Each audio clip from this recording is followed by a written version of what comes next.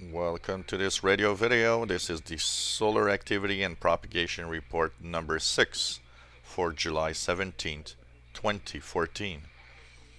So in the past week, we've had a very rapid decline in the solar flux. Last week, while I was doing this report, we were almost at, just past the 200 mark, where we had very high solar activity. And every day, as the sunspots were turning around to the other side of the sun, steady decline. Result this morning, solar flux is 92. Now that's getting at a dangerous point when the solar flux typically goes below, close to 90 or below. We are starting to really feel the effects of decreased solar decreased propagation on the HF bands, especially in the high frequencies, and even at night, when the dark hours arrive and we have propagation, for example, from Europe. I did notice that, for example, Voice of Vietnam 12,005 kilohertz was a little weaker than usual. And this is because of this lower solar flux, which makes higher frequency propagation a little more difficult. The sun is almost blank today, and you know what? If nothing changes, I would expect that this weekend we might actually have, for the first time, a totally empty solar disk from sunspots. That would be the first time since 2011. If we look here on the left, there's this little spotless days list here on the left. And the last time we had spotless sun, you see here 2009 we had 260 days, which is 71% of the year. In 2010 was 51 days. In 2011, 2 days only. So you see that we were going towards solar maximum. And 2012, 2013, we didn't have any spotless days. 2014, we're still at 0 right now. And I mean, there's a very, very, very tiny core that is right here, 2113. That's what's making it not 0. We can probably check it out closer. Where 2113 is, it's almost invisible. It's just so small. So basically, if anything, nothing changes, if no other spots appear somewhere on the solar surface, because there's some little white areas here. I don't know if you can see them. For example, I'll go back into that picture here. You see this white area. This is what they call magnetic froth. It's kind of either a remnant of an old sunspot, or maybe something's happening and there could be a sunspot appearing at that area, but it doesn't mean anything. It could just stay like that. So if nothing changes, there's a possibility this weekend we'll have the first spotless sun in more than 2 years now, which means that we might actually start to notice that we are in the declining phase of the solar cycle right now.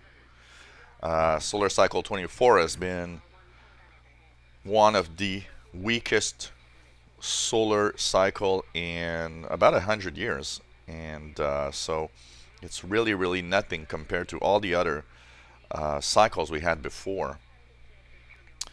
If we look at the solarham.net website, you see here nothing much happening. Nearly spotless sun. This is the article for this morning. Good morning. Here is an update. Look at the visible solar disk on Thursday. Earth-facing side of the sun is void of sunspots. So you see that there's really something very, very small here. Now, with such a low solar flux, no sunspots visible or almost nothing, propagation this weekend, first of all, the K indice, if we look at the K indice, it's 1. And I expect it to stay quite low for the weekend. So that's the good news. Propagation should be good because the geomagnetic field around Earth is quiet. Um, but the solar flux at 90 or around 90, and I don't know if it's actually going to be lower than that. They tend to say that on the 18th is going to be 90. The forecast of the solar flux stays around 90. So it means that the output of the sun isn't like in a solar minimum. Solar flux will tend to be at 65, 70, and stay there. Solar flux of 90 means that the sun is still, giving out a lot of energy, more than usual, more than in a minimum phase, which means that it's actually a little more active than it would be in a minimum, but it's still low. Below 100, we are really seeing the effects here. Far side of the sun is probably peppered with sunspots because the far side of the sun, we had all these sunspots last week that are now, transiting the other side of the sun right now. So we eventually should see a return of some higher solar activity in the next, week and a half, 2 weeks. The time it takes for the spots to actually round the sun and come back the other side, if any of the sunspots we had last week. Propagation has been quite good thanks to generally quiet conditions in the geomagnetic field, and I expect the propagation should still be quite good thanks to a low geomagnetic field, something quiet, and the only thing that's going to change is the solar flux that's going to maybe make propagation a little weaker on higher frequencies. If I look this morning at KBS World Radio, which is kind of a little beacon that I'm using to check for propagation, 15575 at 1400 UTC. Well, the solar flux, 90 solar flux does show because my KBS World Radio, which usually here comes in at about S9, S9 plus 10, is at S5 to S7. Still very audible, very easy to understand the programming, but you really see that signal is weaker. So there is an effect in propagation. Signals at night, especially late at night around, local midnight, will probably be weaker than usual because of, on higher frequencies, especially because of this phenomenon. I was not at home last night to try and listen to Radio New Zealand. I did listen to Radio New Zealand on Tuesday night, and signal was quite good. So we still have great propagation, even though it's a little lower. So I expect things to be quiet, still good, but if you want to listen to stations on higher frequencies, it might be a little weaker than usual. But thanks to longer days of the summer, the evening shouldn't be too bad.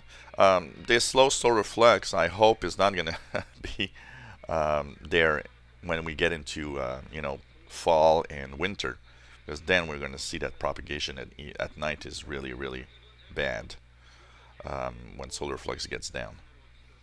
So things are quiet, nothing special happening, and expect maybe the first days of 0 sunspots, which would be the first ones of 2014 and the first ones in more than 2 years, almost 3 years actually.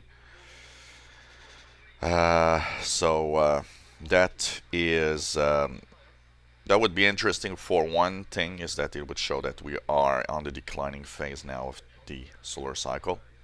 But we're not at the minimum yet. We are still in or close to the maximum, so we should still have some great propagation. And you know what? The sun is somewhat unpredictable, so anything can happen. A sunspot can appear on the sun, anytime, anywhere on this surface right here.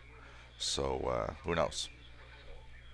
So check those websites, great websites that I use for that information: www.spaceweather.com, dx.qsl.net, and solarham.net. These are three websites with lots of information about what's happening with the sun and geomagnetic activity. Um, the one that I probably use the most is dx.qsl.net, because these three numbers here really give you a very quick look at what's happening actually.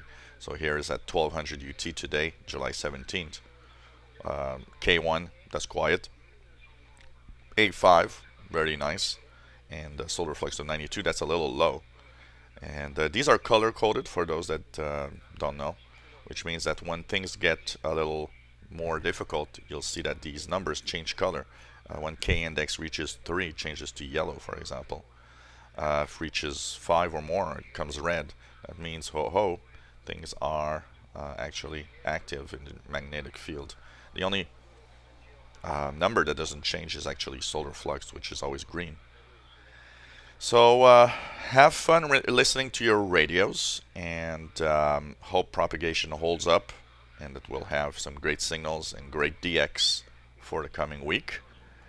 And hopefully things will pick up and we'll have higher solar flux. But for now, I expect solar flux to remain, from 90 to 100 in the next week until the next report next Thursday. Starting next Thursday, we might actually start having a little more interesting propagation conditions. So hope you enjoyed this propagation report. This was propagation report number 6 for July 17th, 2014. Thank you all for your comments. I've been having some great comments, emails, and private messages. People saying they really love these videos, and that I help them a lot understand propagation and shortwave radio in general. And that's a little bit of what I want to do here, is try to help everyone understand how it works and how to get the best of your shortwave radio. So thanks for watching, and 73.